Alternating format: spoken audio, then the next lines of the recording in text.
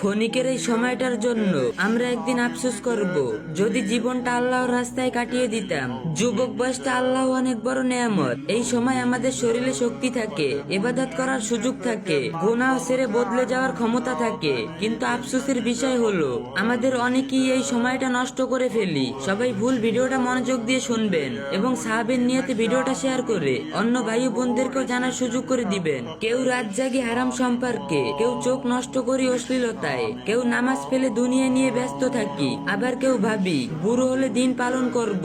কিন্তু যখন আমরা একদিন আয়নার সামনে দাঁড়িয়ে নিজের সাদা চুল দেখব, শরীর দুর্বল হয়ে যাবে, হাঁটতে কষ্ট হবে, তখন বুকের ভিতরে একটা কথাই ঘুরবে, ইস যুবক বয়সটা যদি আল্লাহর রাস্তায় কাটাইতাম। আজ আমরা যারা গান শুনি রাত কাটাই, একদিন আমরা এই বৃদ্ধ বয়সে নির্জনে বসে কোরআনের একটা আয়াতে শান্তি খুঁজবো। আজ আমরা যারা নামাজকে অবহেলা করছি, একদিন আফসোস করে বলবো সময় তো ছিল, আমরা কেন সিজদা করিনি। বৃদ্ধ বয়স এসে মানুষ বুঝে দুনিয়ার আনন্দ খুব ছোট ছিল।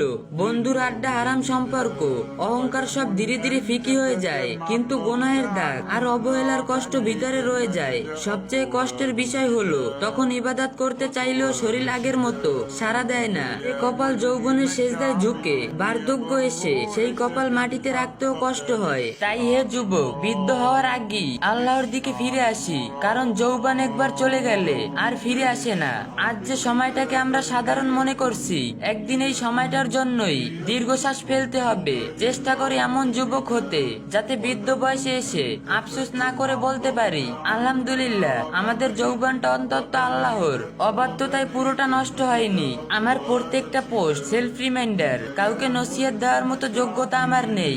আমরা নিজেরাই দিনের ব্যাপারে অনেক উদাসীন, তাই আমাদের দিনদার ভেবে নিজের মস্তিষ্ককে কষ্ট দিবেন না। সাহাবের নিয়তে ভিডিওটা শেয়ার করে অন্য ভাই ও বোনদেরকেও জানার সুযোগ করে দিবেন। ইসলামের যে কোনো বিষয় সুন্দরভাবে জানতে, বুঝতে এবং মহাজরুরি মশালাগুলো সহজে পেতে এই আইডিটি ফলো দিয়ে রাখুন। আর যে যা পারেন একটু বেশি বেশি কপি লিঙ্ক করে দিয়েন।